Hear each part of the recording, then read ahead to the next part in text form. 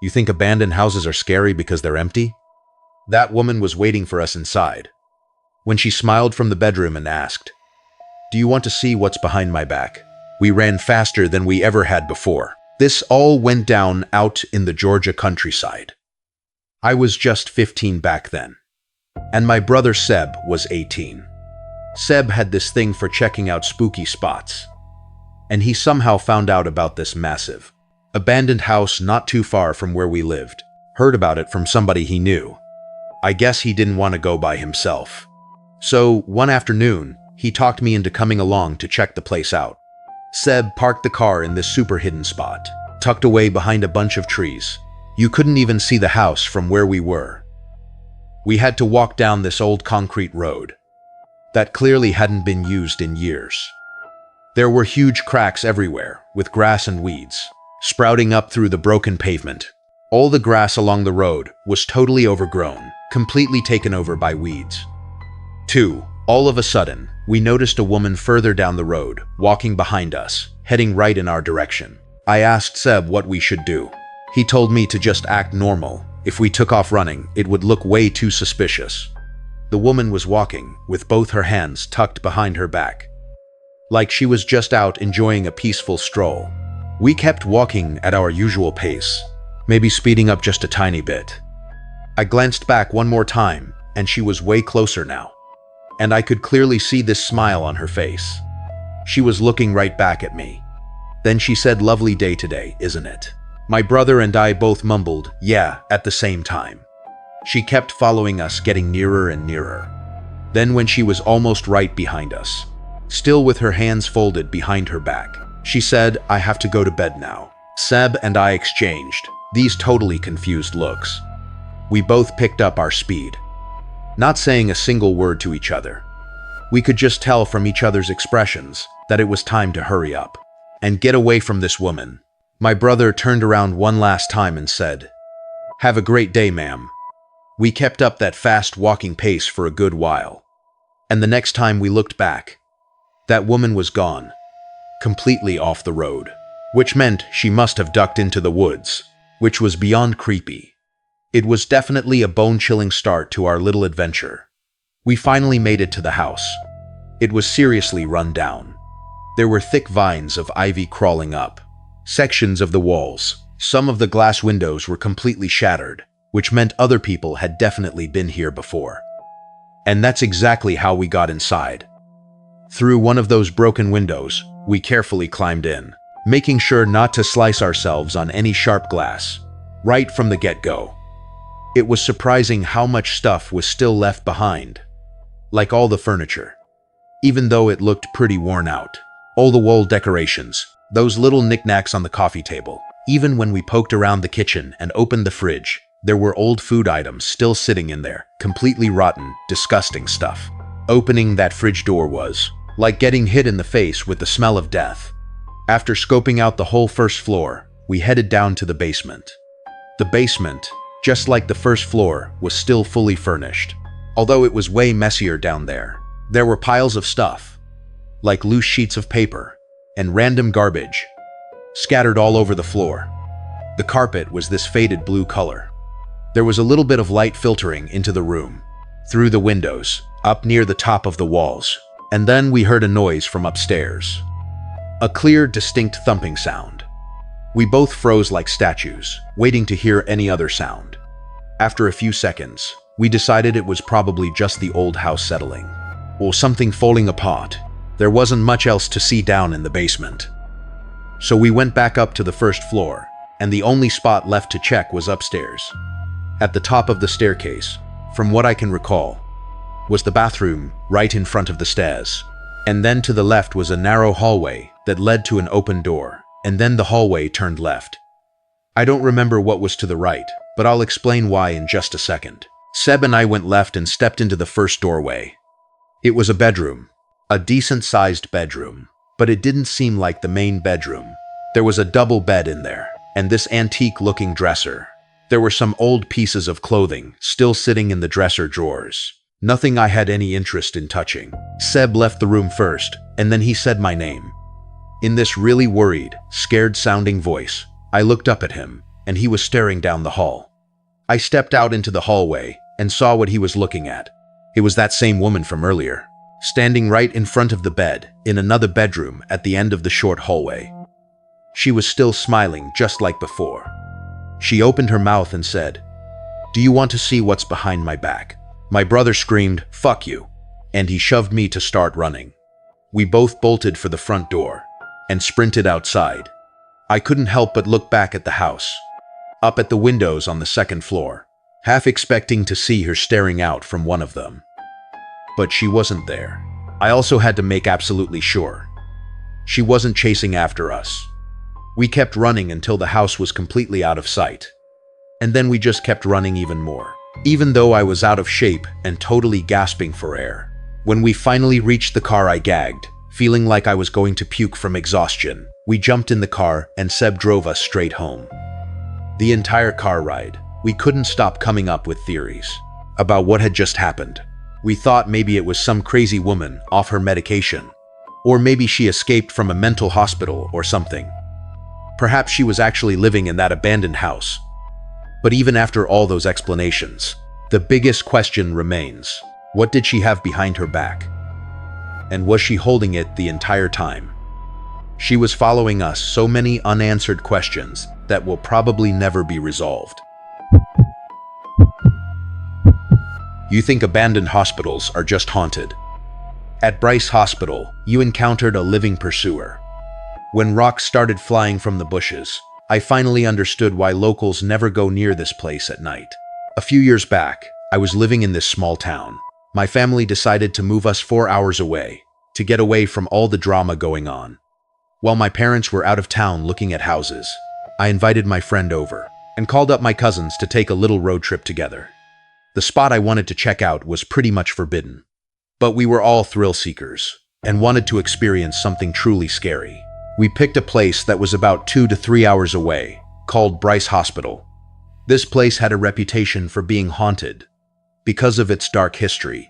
It used to be a psychiatric facility where they kept mentally ill patients. There were all these rumors going around about patients being mistreated and even tortured. As the number of patients dropped, they eventually shut it down over the years. The building started falling apart and nature took over. We decided to leave around 11 p.m.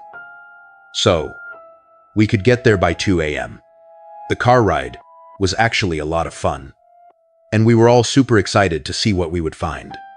And stopped at the start of the dirt road that led to the place. We just sat there for a few minutes, wondering if we should really go through with this, because we already had a bad feeling about it. After 10 minutes of staring down this dark road, we decided to go for it. As we drove down the road, it felt like it went on forever. The grass was totally overgrown, and there were branches scattered everywhere. It was completely pitch black, and we could barely even see the road ahead. We finally reached the building, and when we did, we all just stared in amazement. It was massive. The roof had rotted away, and vines were crawling all over the walls in the middle of the parking lot, or what used to be the parking lot. There was this giant old water fountain, with vines growing out from the sides too. It was so dark out, we could only see what the headlights showed us. We turned off the car and got out. We started walking into the building, and the first thing I noticed were pentagrams, spray painted all over the walls. We kept walking further inside and made our way up the stairs, which was really tough, since they were practically falling apart. We climbed up a ladder and got onto what was left of the roof. We looked around and noticed a light at the front of the building. It looked like a phone light. We called out, but nobody answered, and the light disappeared as fast as it showed up. My cousin told us to follow him into another room so he could make sure we were safe, but I had this awful feeling. I wandered off into a different room, right next to the one they were in. I looked around and saw old mattresses and more graffiti everywhere. I heard my cousins talking when suddenly I heard a faint noise. It was like someone threw a rock at the window in the room I was in. I didn't think much of it and kept exploring. I met back up with my cousins and my friend. We decided to go check out the basement. Once we got down there, we had to take a break because it was hard getting to the bottom. With the stairs all smashed up, We sat there, catching our breath, until we heard a voice from the back of the room. We all froze, looking at each other. I was too scared to move, worried that whatever was in there would come after me.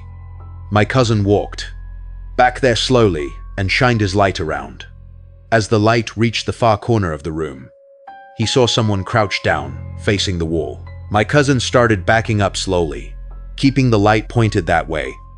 Once he got back to where we were, he helped us out and pulled himself up too.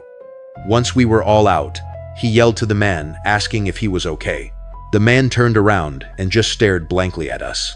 There was a moment of complete silence before the man let out these wild screams. He started running straight toward us. We all began screaming and running away. We had no idea where to go, but ended up climbing out through a window. We found ourselves in the woods behind the building. I remember running and screaming because I could hear the man right behind me. My cousins were way ahead of me, and I saw their flashlight beam slowly fading away. I ran into so many trees that my whole body started aching.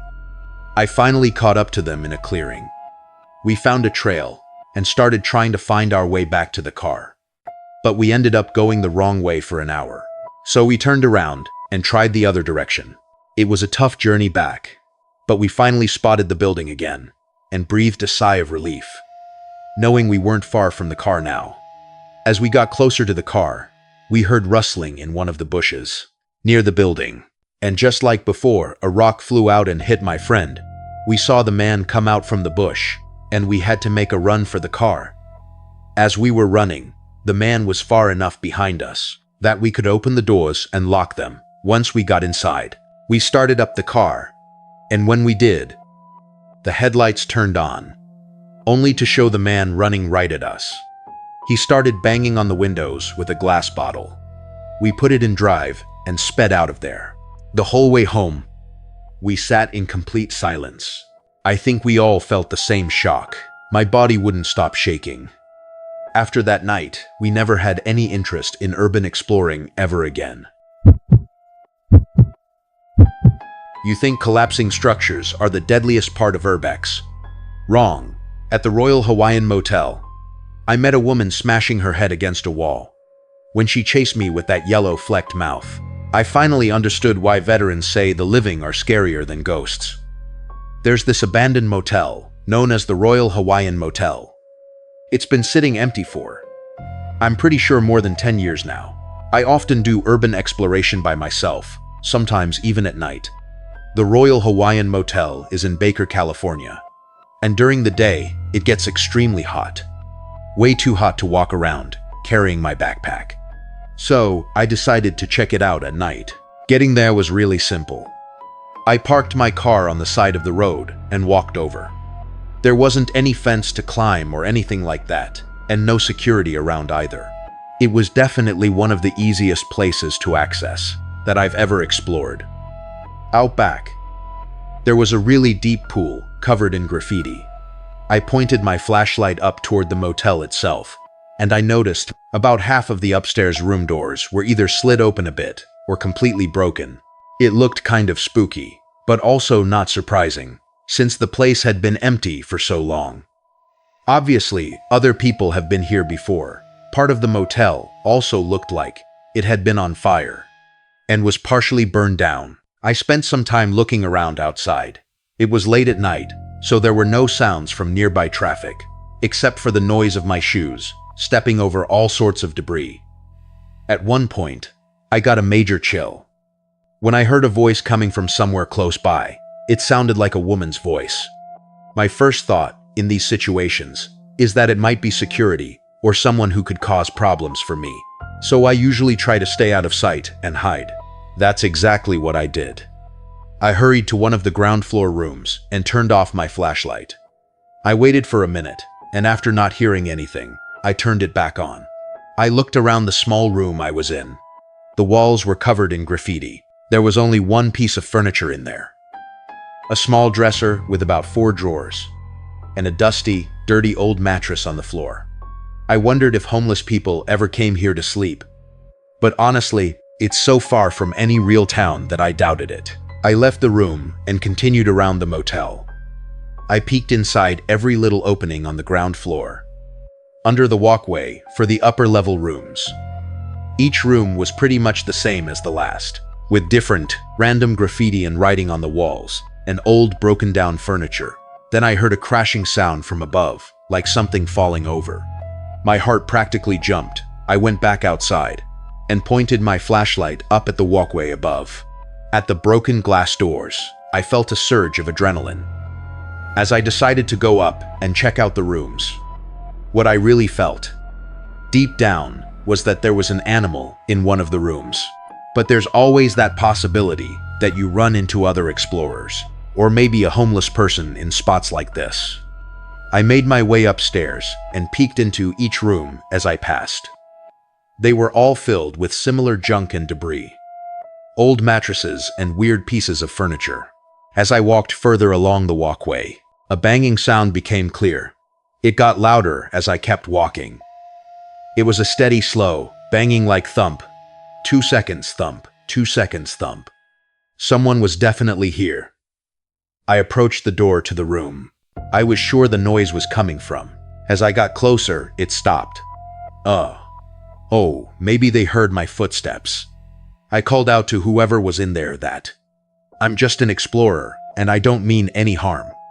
I peeked into the room with my flashlight off now. It was almost completely dark in there, but I'm about 50% sure I saw the outline of a person. A little further into the room, near the back wall, the room smelled like straight-up poop. I pulled my head back from the room to look down at my flashlight and turn it on, but I was careful not to shine the light right into the room right away. I aimed it down at the floor first, and then looked into the room again, and slowly directed the light inside. And I saw 2 pale bare feet coming toward me fast. In a muscle-yerk reaction, I pointed the light up more to fully reveal this woman with a bloody forehead and yellow gunk around her mouth, which was hanging open. It was like something out of a nightmare. I got out of there so fast. I heard the woman screaming as I was running away, and her screams didn't get much quieter, which meant she was chasing me. I ran down the stairs and back outside. I ran all the way to my car. Luckily, I wasn't followed that far. I called my good friend George, who's also into urban exploration. I had actually invited him to come with me to this place originally, but he couldn't make it. I told him what just happened. We came to a weird and disturbing conclusion, that the thumping I was hearing was that woman banging her head against the wall, which is why her forehead was so bloody. When I asked if I should call the police, kind of just thinking out loud, he said definitely not, since I'd be admitting to trespassing. I actually drove around the nearby area by the Taco Bell and the few stores around there, looking for a payphone, so I could anonymously call the police about this deranged, dangerous woman. But obviously payphones are pretty much extinct now, so it was a waste of time. What I ended up doing was calling the non-emergency number and reporting the deranged woman, but also saying I wasn't the one who found her, and I heard someone else had run into her. I was as vague as possible, and then I hung up, because I didn't want to stick around there. I don't know if the police ever went to check it out, but whatever was wrong with that woman, she should have been in a psych ward or something. In all my years of exploring, I've never run into anything like that before.